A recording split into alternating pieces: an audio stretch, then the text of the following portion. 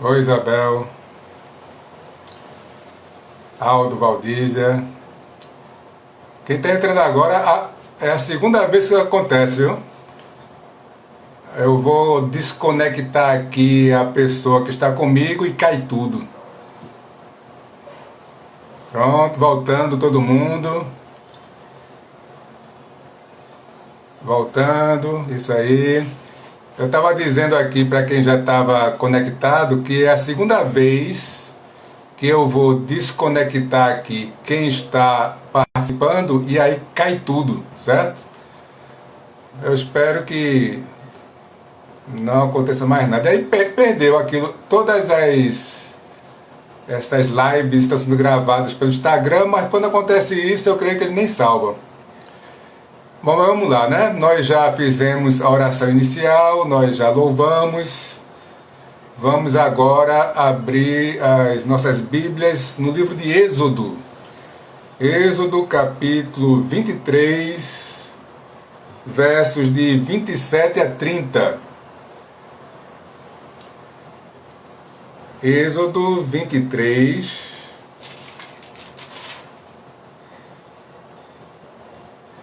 de 27 a 30.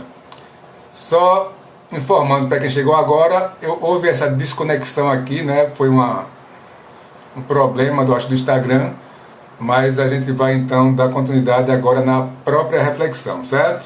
Então vamos lá, Êxodo 23, de 27 a 30. Nos diz o seguinte, a palavra de Deus. Para quem está entrando agora, Êxodo 23, de 27 a 30.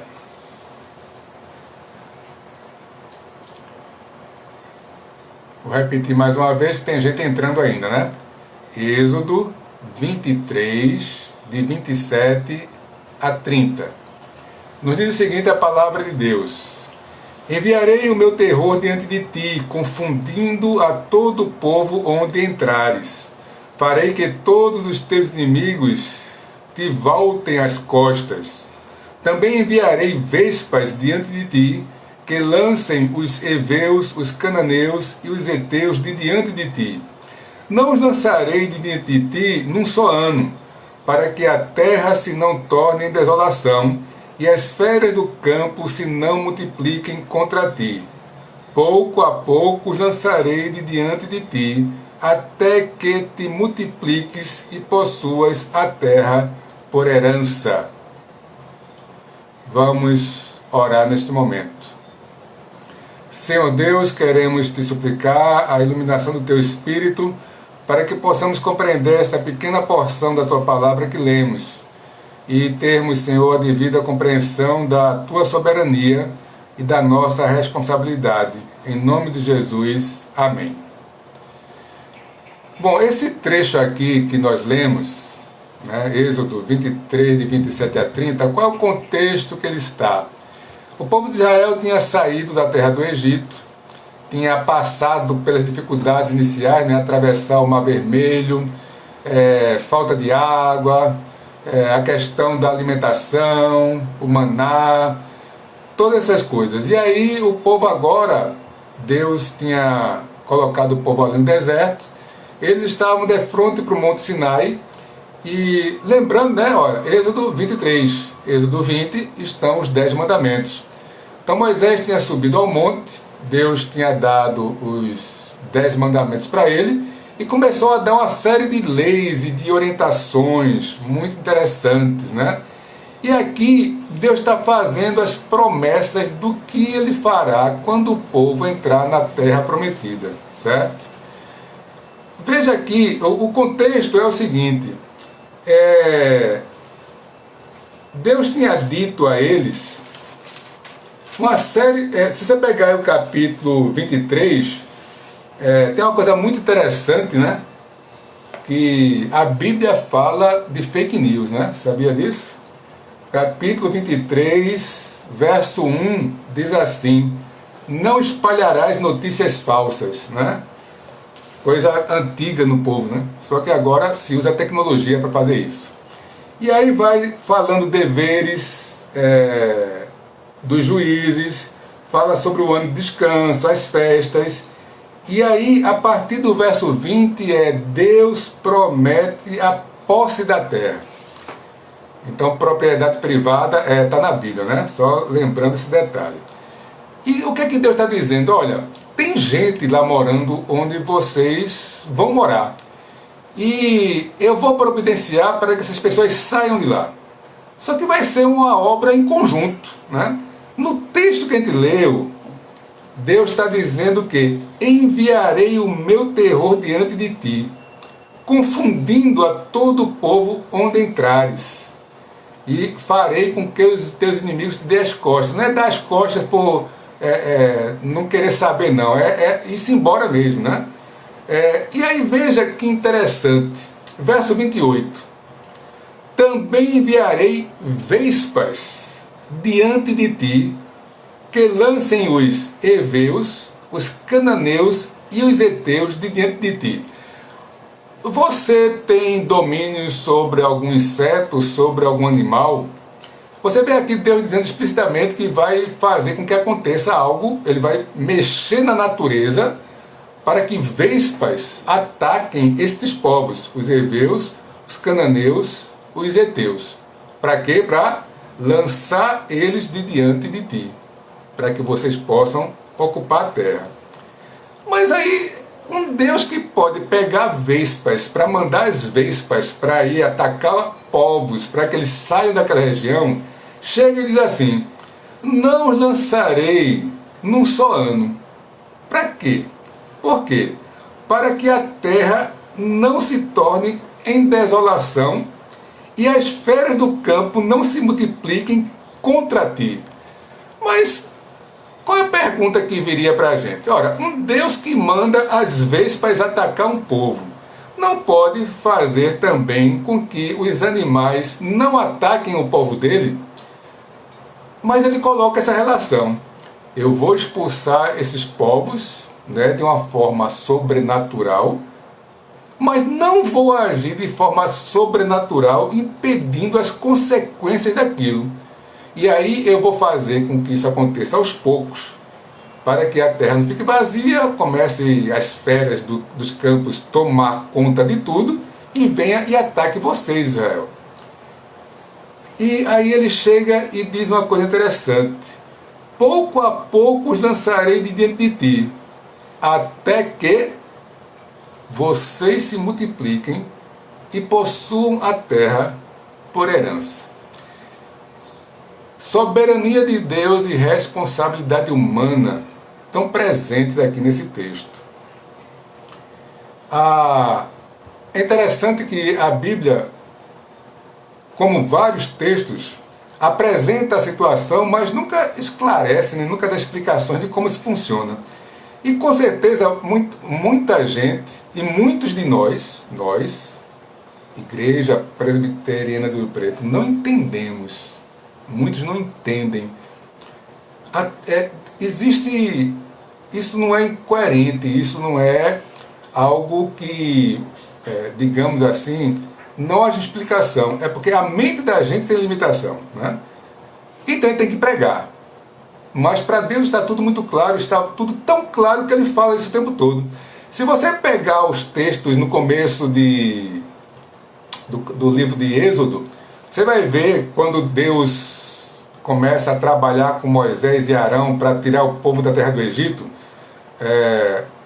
quando eles vão para Faraó, para falar para Faraó, então está lá, alternadamente, de diversas vezes: endureceu Deus o coração de Faraó, endureceu Faraó o seu coração. Então tanto Deus endurecia o coração de Faraó, como Faraó endurecia o seu coração, mostrando a soberania de Deus e a responsabilidade humana, as duas lado a lado.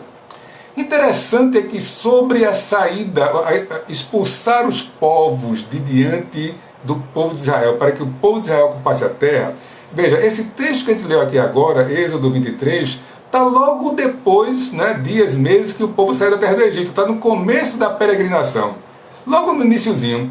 Mas lá em Deuteronômio, capítulo 20, de 16 a 18, é justamente quando o povo já está prestes a entrar, ou seja, praticamente já se passaram 40 anos.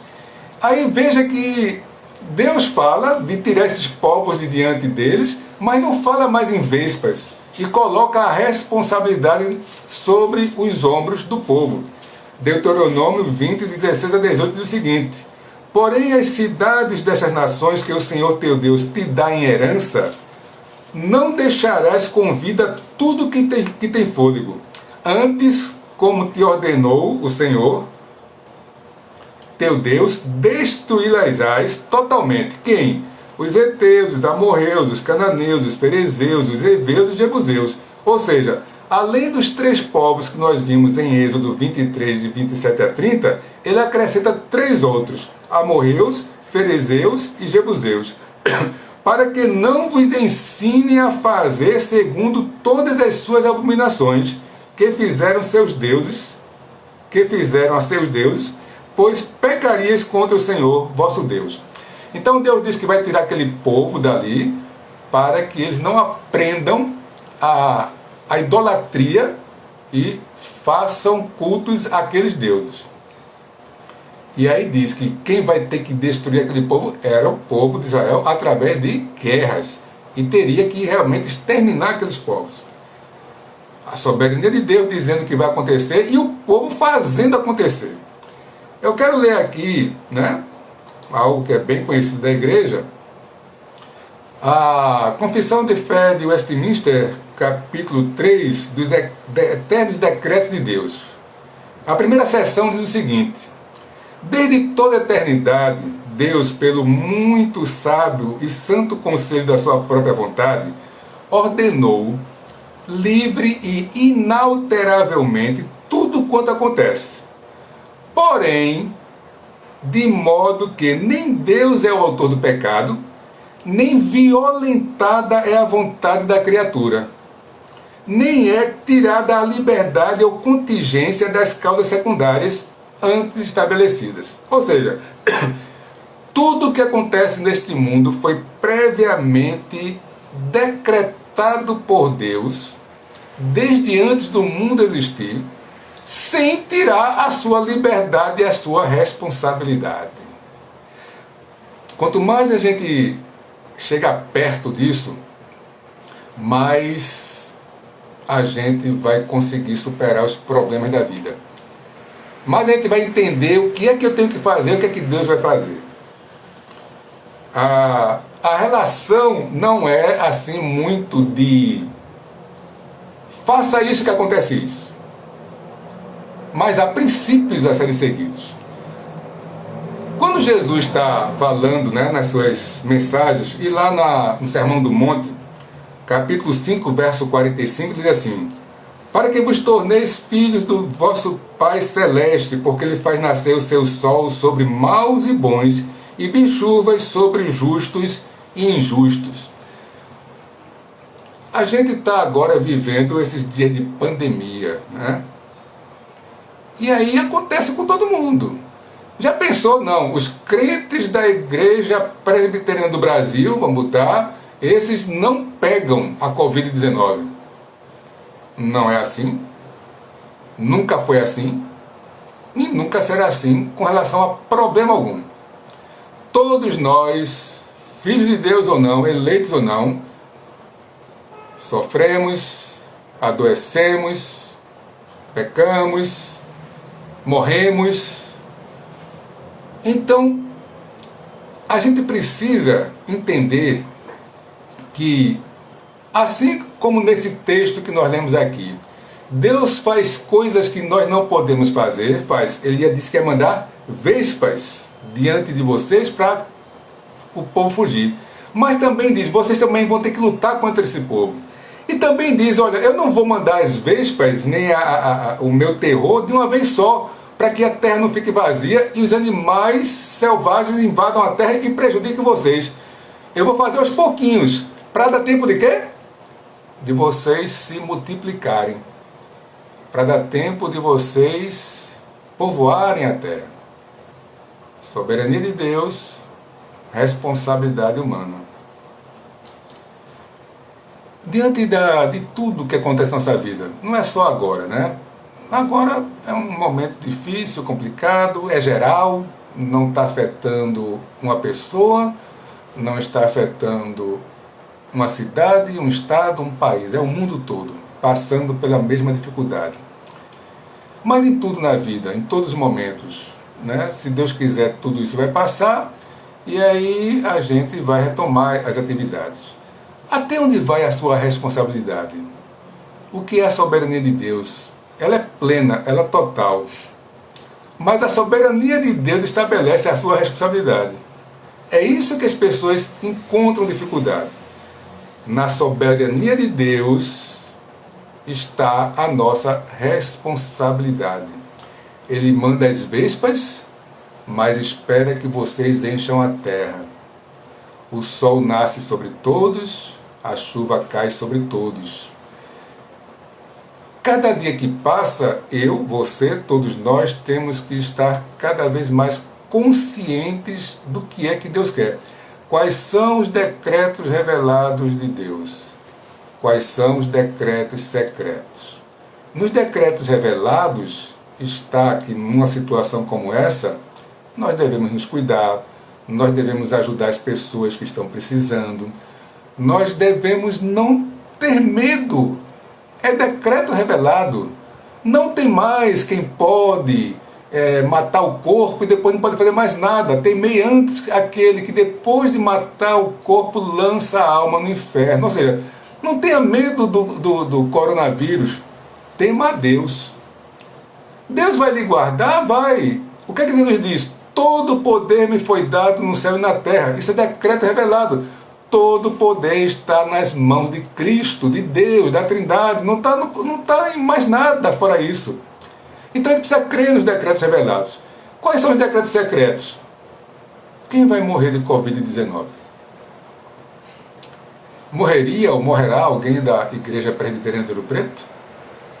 Não sabemos. Será que o pastor vai morrer de Covid-19? O que compete então a cada um fazer? Fazer a nossa parte. Não temendo, se cuidar. Não exagerando para o descuido, fazer as coisas acontecerem. Ou seja, o equilíbrio está dentro do decreto revelado de Deus. Josué capítulo 1. Não te desvies do livro desta lei, nem para a direita, nem para a esquerda. Então temos que permanecer dentro do equilíbrio, dentro daquilo que Deus quer, dentro da sua vontade. Fazer como os crentes de Beré, examinando as Escrituras todos os dias para ver se as coisas são de fato assim.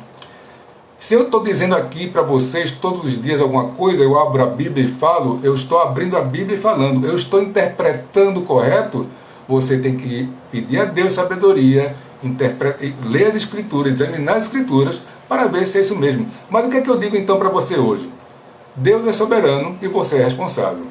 Dentro da soberania de Deus, as coisas estão determinadas, mas você não sabe os decretos secretos de Deus, e aí você tem que agir de acordo com os decretos revelados. Tudo na vida, todas as decisões, todo o nosso se movimentar. A gente não pode ficar esperando. Não. Deus vai agir, Deus está agindo. Deus, é certo que não dormita nem dorme o guarda de Israel. Mas você não pode ficar parado esperando que as coisas aconteçam.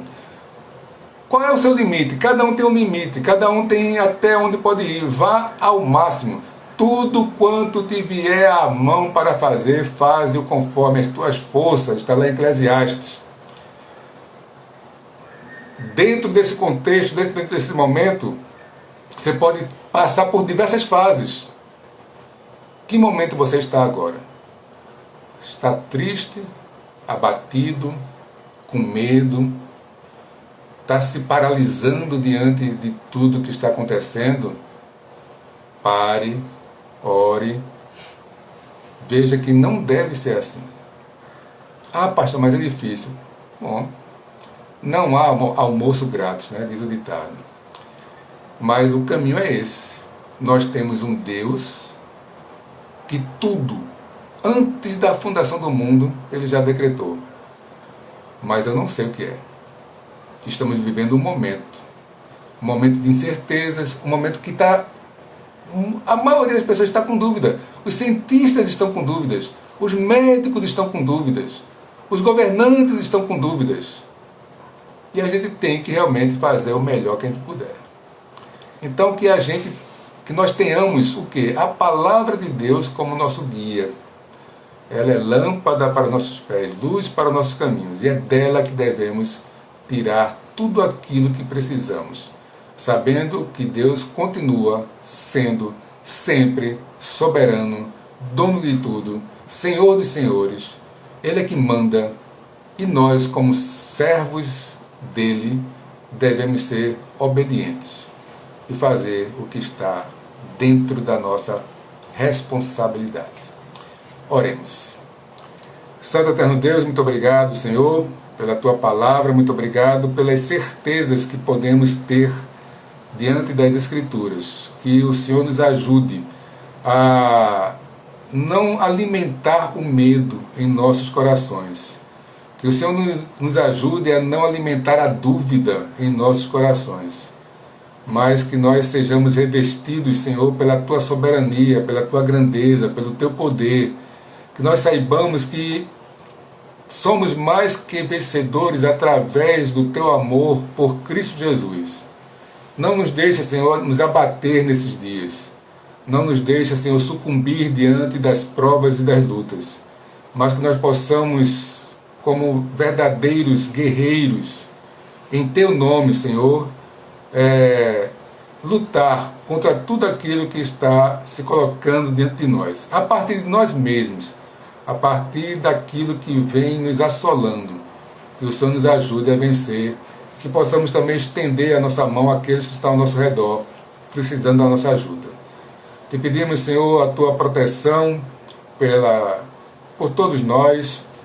Te pedimos, Senhor, pelos parentes e amigos enfermos, pelos enlutados. Ser com a nossa irmã Zélia, Senhor, que está com todos os sintomas dessa doença, que Tu estejas protegendo, livrando de todo mal. Que o Senhor conforte o coração dos enlutados, Senhor, tanto da igreja como dos amigos e parentes. Tem misericórdia. Abençoa, Senhor, os nossos governantes, presidentes, governadores, prefeitos. Abençoa os profissionais da área de saúde, capacita, ajuda e abençoa-os em tudo, Senhor. Nós te pedimos uma noite de paz, de descanso. Renova as nossas forças para que possamos dar continuidade a tudo o que precisamos fazer. Em nome de Jesus. Amém. Bom, mais uma devocional encerrada. Eu estou vendo aqui, né, que nossa irmã Zélia está conosco. Zélia, tinha muita gente perguntando por você agora há pouco, né? E como você está aí, pelo menos estou vendo que você está online, você está em condições de aparecer, dizer alguma coisa para confortar os que estão apreensivos? Se tiver, diga, né? Se não, tudo bem, vamos compreender. Ou se quiser apenas em uma frase ou duas, colocar aí como você está, também seria interessante, né?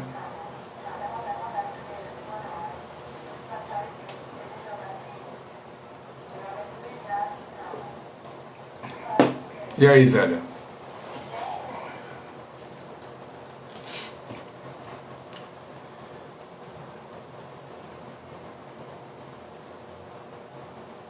Teremos. Quer colocar aí? Quer que eu chame você para você dizer alguma coisa?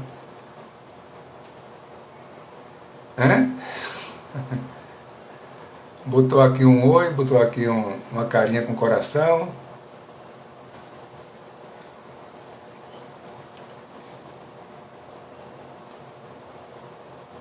Hoje é quarta-feira.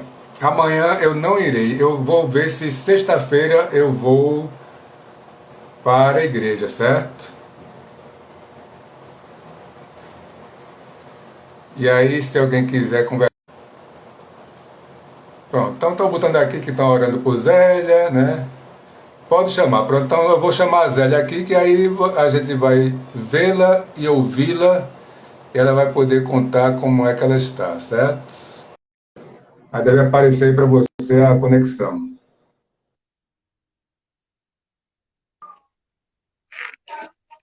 Ô, Pronto. pastor, estou tirando aqui agora. Boa tarde, boa noite já, né? Boa noite.